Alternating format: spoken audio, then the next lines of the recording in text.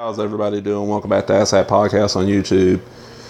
And got some more comics here. And that's just 3 comics this time because they're all kind of connected and where I acquired them, what they cost me, and that they're all first prints. This is the original New England Comics Tick series, which went 12 issues.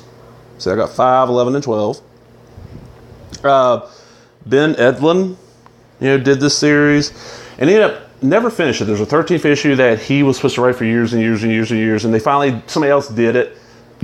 Excuse me, but for the longest time, everything was set like after the 13th issue, but we never knew what happened there. All right, these were all found at my local comic shop in their cheap bin, which was $1.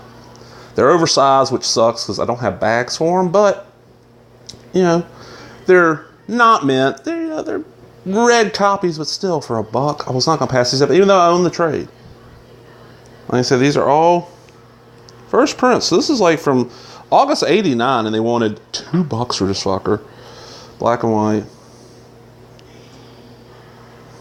Let's see. Max Banks is a penciler and inker. Early morning of a million zillion ninjas. This is back in the ninja arc of the Tick. Tick was so much fun. And yes, it is. He is a ripoff of Megaton Man. I know that.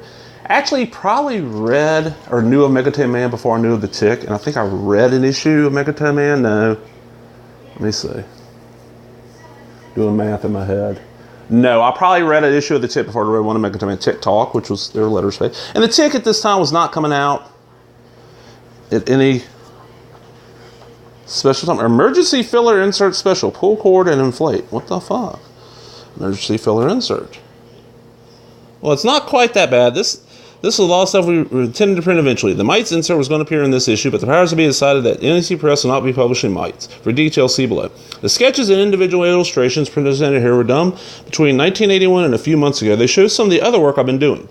This is all that's left of the proposed Ben Edlund sketchbook. The project has been canceled. Personally, I'm glad. I think it's a little early for that kind of thing.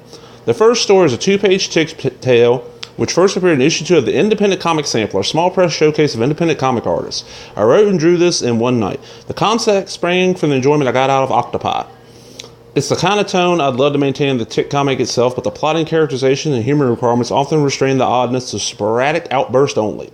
The second piece is a 3-page story that ran in the Massachusetts College of Art annual comic magazine. It's done in more of a children's book illustration style. We're all sorry about the delay in getting issue 5 out. Its production has been pure hell for everyone in NC Press except me. I was in Europe for a while. The struggle raged. 6th one's supposed to be published within a month of the 5th.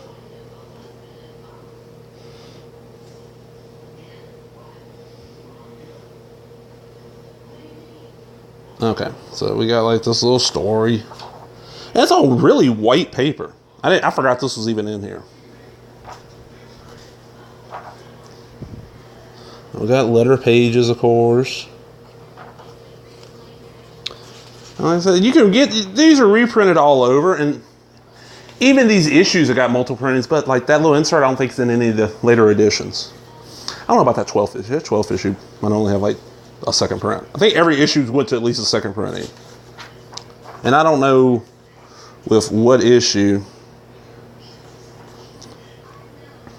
it went to normal size, because I didn't start reading the Tick regularly until the late 90s when oh god, what is his name? Can't think of the guy's name. Took a look. This is from August of '92, issue 11 now, 6 issues later, 3 years later. 275. Wow, this is the, if you ever watch cartoon, the Superhero Club, the Comic Club, this is the issue that inspired that. Tick and Arthur are going to the city.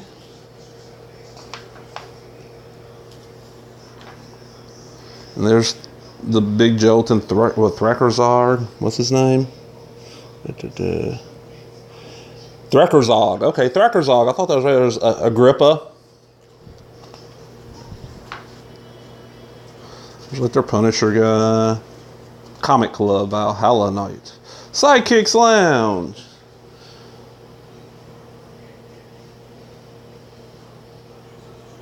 There's a Sidekicks Lounge.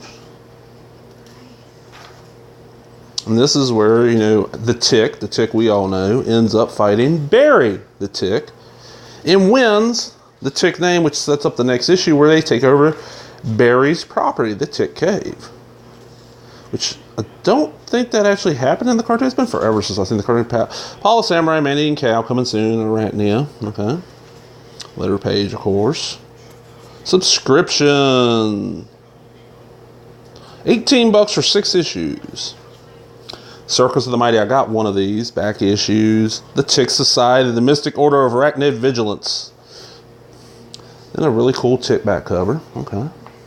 And then we have what is the final Ben Edlund issue of the Tick. This is issue 12. This was $2.75. This came out in May of '93, so almost a year later. Tick and Arthur on the front in Barry's cave, and that's what the whole issue is. Let's see. That's all we really know about issue 13 according to Edlund, as far as I know of. There, like I said, there is an issue 13 that's been printed. It's in that trade I got, but it's not Ben Edlund. It's somebody else. But it's based on what hints and shit. Because Ben Edlund, I think, has to approve everything done with the Tick still. One man's treasure is also another man's treasure. Barry's went nuts. He's still living there. But the Tick and Arthur are living in the cave below. Well, they come and they move into the cave below. And the whole thing is them trying out all the different Barry Tick inventions.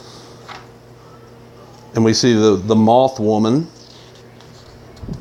who never has shown up again as far as I know. Nobody's touched that. There's still all kinds of Tick shit that people haven't touched, like the Edlund stuff people don't really want to touch. Even though we've gotten an origin in, damn it. Wish I could remember who wrote that. It was the Looney Bin trilogy. That's when I started reading the book every issue as soon as it came out. I had a subscription through my comic shop to everything NEC put out. We got the Tick and Arthur hauling ass to go fight Multiple Santa and the Terror and the furry thing and Threcker or somebody and this clown guy, Tor. And boom, that is the end of the Tick. And at this time, look how many books are put out. Gestalt 1, Paul Samurai 5, Tick 12, Terror's Too Terrible to Tell 1, second print, Gestalt 2.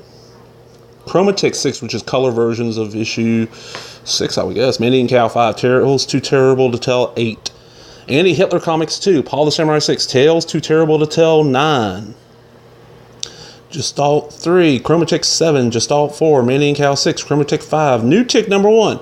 Creative team to be announced. An all-new issue launching a second Tick series. This title we relate previously untold Tick adventures in the form of multiple issue story arcs. Issue 1 features an exclusive trading card insert. Never came out. Chainsaw Vigilante 1, creative team to be announced. I got that somewhere. Tick Giant Circus of the Mighty 3, Gestalt 5, Tick versus Multiple Santa poster. We got our Tick Talk.